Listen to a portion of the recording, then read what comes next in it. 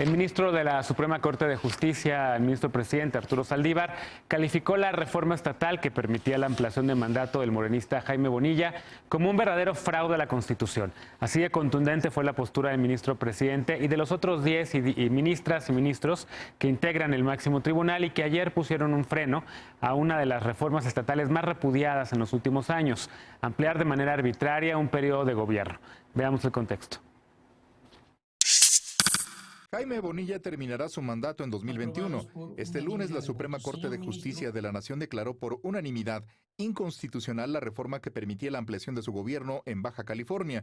El proyecto de resolución presentado por el ministro Fernando Franco González consideró que al aprobar esta reforma a la Constitución local, el Congreso de Baja California transgredió los principios de certeza electoral, certeza democrática y legalidad jurídica al ser contraria a la Constitución federal. En junio pasado, Bonilla, candidato por la coalición Juntos Haremos Historia, ganó la elección para gobernar durante 2 años. Este periodo se estableció en la reforma electoral de 2014 para homogeneizar el proceso electoral de Baja California con los del resto del país, pero el legislativo de esa entidad aprobó reformar el artículo 8º transitorio de su Constitución para ampliar el mandato del morenista a 5 años, argumentando que realizar nuevas elecciones en menos de 2 años implicaría un gasto excesivo y que un mandato breve no permitiría establecer un plan de gobierno de largo alcance. Tras una serie de impugnaciones, en octubre pasado, la Sala Superior del Tribunal Electoral del Poder Judicial de la Federación determinó que Bonilla fue votado para un periodo de 2 años y la Suprema Corte de Justicia aceptó las acciones de inconstitucionalidad promovidas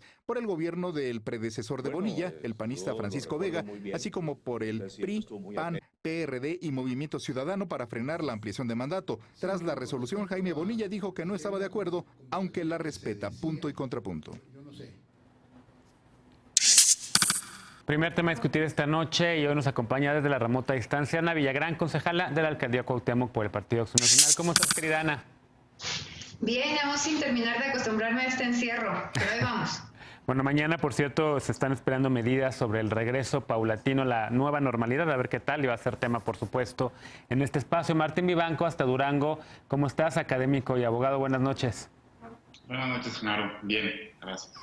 Estefanía Veloz, abogada y feminista. ¿Cómo estás, Estef? Muy bien, Genaro. ¿Tú? Veo que estás lastimado del dedo. Sí, me mordió mi perro. Ya que me caí, todo bueno. Alejandro Encinas, politólogo y simpatizante de la 4T. ¿Cómo estás? Muy bien, buenas noches a todas y todos. Qué gusto. Oye, qué bueno que hice lo del dedo, porque ya me habían preguntado qué me había pasado en esta mano. Bueno, en esta mano me caí, me raspé básicamente, y en esta otra me mordió el perro. Pero bueno, empezamos con este primer tema. ¿Quién quiere empezar? A lo mejor contigo, Estefanía, el tema de Baja California y la ley Bonilla. ¿Cómo viste esa discusión en la Suprema Corte de Justicia? Mucha gente lo vio como un respiro y como una ratificación de que el Poder Judicial es independiente. Bueno, yo no sé si el argumento sería precisamente que es independiente, porque en realidad no hubo nadie del gobierno federal, excepto algún secretario por ahí que era Peralta, que se pronunció a favor de esto. Ya se sabía que era un disparate, que no era algo que iba a pasar, y el presidente siempre dijo que lo resuelva la Suprema Corte, aunque me parece que no era ni siquiera necesario. Yo creo que hay que entender la ley Bonilla en 4 puntos principales, y uno es que en el 2014 se dijo desde el Congreso local de Baja California que la elección del 2018 sería de 2 años. Después el Congreso local dice, bueno, no, yo prefiero que las elecciones sean de 5 años, pero era ya que se habían celebrado las elecciones. Después el mismo Congreso dice, le regresa esto al Tribunal Local, Electoral Local, y dice, no, ¿sabes qué? Esto me parece que es inconstitucional, o no, que no es procedente. Después el Tribunal Electoral Federal dice, mira, esto es facultad solamente del Congreso Local, se regresa al Congreso Local. El Congreso Local y el Tribunal Electoral Local dicen, bueno, está bien, que sea de 5 años y cada quien hace lo que quiere y que nadie más se meta en eso. Bueno, obviamente se metieron acciones de inconstitucionalidad. 4 fueron de partidos y 1 fue de la Comisión Nacional de Derechos Humanos. Estas tardaron en resolverse porque no se había publicado todavía lo que se había decidido en el Congreso. Entonces fue un ir y venir entre las facultades que tenía el Estado supuestamente, y desembocó en la Suprema Corte. Lo importante de esto es que obviamente lo más importante de lo que está diciendo Saldívar, y más allá de Saldívar lo decía Cosío hoy en la mañana, era muy importante decir que ya se había establecido el periodo en el que se iban a dar las elecciones, y eso se hace antes de que se hayan dado las elecciones. Y eso es como que una parte muy importante. Además, se supone que esto es como que da certeza un poco a cómo van a ser los procesos electorales. Yo creo que aquí se desmontan dos ideas. Uno, que la oposición había dicho que esto servía para que el presidente se pudiera reelegir, y la otra es que claramente aquí nadie estaba por apoyar la decisión que había tomado arbitrariamente el gobernador de Baja California. A mí me parece que es algo que se tiene que celebrar, que nadie y que muy poca gente estuvo de acuerdo con la decisión que se había tomado, y que obviamente sí brinda certeza, legalidad, y también da certeza de lo que es el voto público, sí, ¿no? de lo que son las elecciones. Sí, Ana Villagrán, contrapunto, una ley que había dicho la ministra y secretaria de Gobernación que iba a pervivir. Sí, exactamente. Yo creo que ahí hay que señalar muy oportunamente que al final de cuentas Jaime Bonilla no estaba actuando solo. Tenía el respaldo de la secretaria más importante en el gabinete del presidente López Obrador, nada más y nada menos que doña Olga Sánchez Cordero, que definitivamente pues hoy imperó la ley, definitivamente ganó la democracia. Yo sí celebro el tema de que es una evidente separación de poderes, porque a nuestros compañeros de la 4T se les olvida que venimos de un periodo durante ya casi 2 años de estar amenazando constantemente esta división de los poderes que nos rige, porque el presidente quiere imperar como el poder ejecutivo y la máxima como medida de todas las cosas y de todos los poderes en el país. También me pareció muy oportuno el mensaje del consejero presidente del INE, donde donde explica justamente el por qué veníamos de una elección de 2 años y por qué se tiene que respetar esta elección de los baja californianos, y sobre todo pues señalar que pues en Acción Nacional estamos como muy seguros que este respeto a la ley, este respeto a la democracia pues simplemente nos va a fortalecer.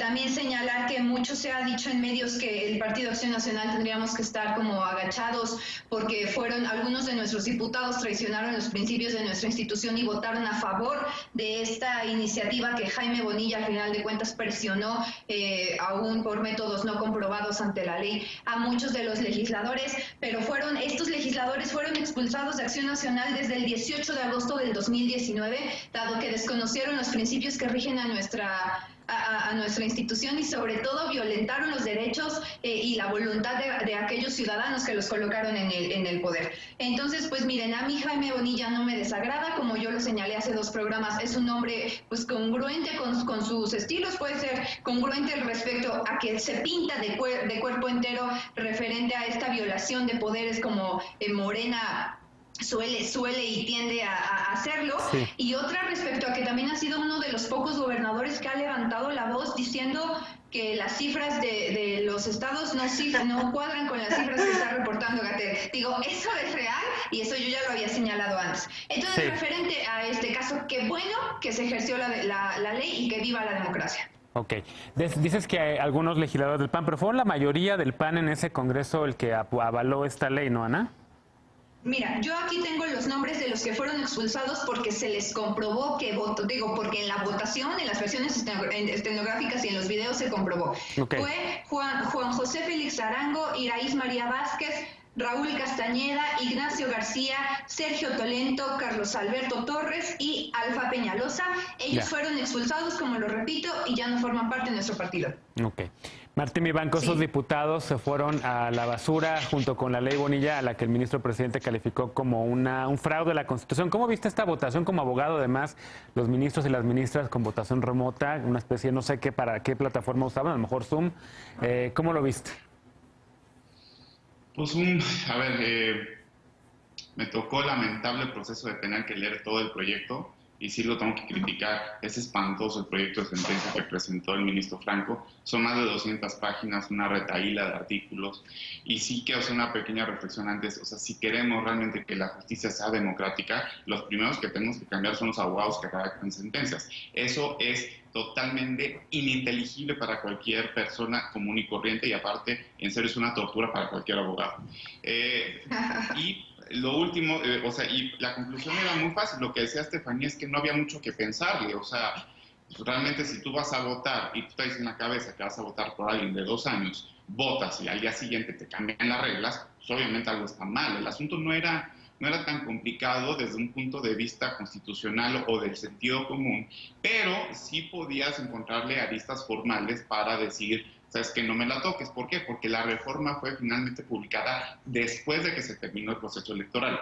Entonces, materialmente tú tienes ahí que afectas al proceso cuando ya se terminó, pero formalmente pues, se supone que era para el futuro. Por eso dice Saldívar que hubo un fraude a la Constitución, porque lo que se hace es utilizar las herramientas legislativas que te dan libertad de configuración en los estados para violentar la propia Constitución. ¿Qué me preocupa? ¿No? ¿Qué me preocupa? Obviamente pues debía ser unánime, ¿no? O sea, en serio era burdo, fue burdo lo que quiso ser. No comparto para nada de lo que dice Ana, de que la estatura de Bonilla y eso, para nada, pero sí se me hace muy sintomático de los tiempos que estamos viviendo, que todo mundo teníamos algo de duda de lo que podía pasar en la Corte. Sí.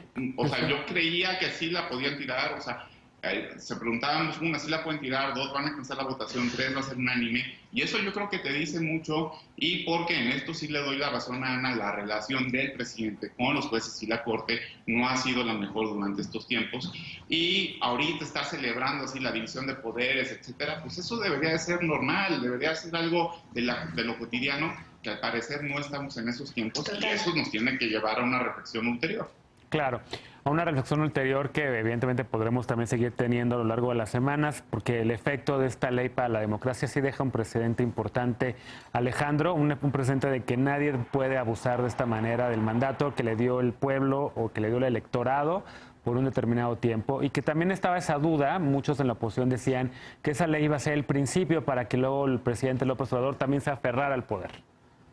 Sí, y toda esta preocupación y desconfianza viene de décadas de un presidencialismo autoritario donde efectivamente no prevalecía la división de poderes. La división de poderes es un fenómeno bastante reciente y que con este último fallo pues cobra mayor fuerza. Creo que es contundente, es por unanimidad. Bonilla logró lo que parecía imposible, que eran votaciones unánimes en la Suprema Corte, y efectivamente pues la configuración de una violación constitucional es más que evidente. El electorado fue convocado a elegir por 2 años, y una vez que fue electo ese gobernador por 2 años, quería ampliar su periodo a 3 años más, es decir, sumar 5 años. Es como si en un partido de fútbol ya iniciado el juego, uno de los equipos pretendiera cambiar las reglas y decirle al árbitro, en vez de 90 minutos, ahora vamos a jugar 500 minutos porque me está yendo muy bien. Yo creo que efectivamente, como decías, Genaro, se derrumban 2 castillos de naipe, también Estefanía lo comentó. Uno que era el laboratorio en donde se iba a experimentar la reelección de Andrés Manuel López Obrador, nada más alejado a la realidad, es ridícula esa aseveración.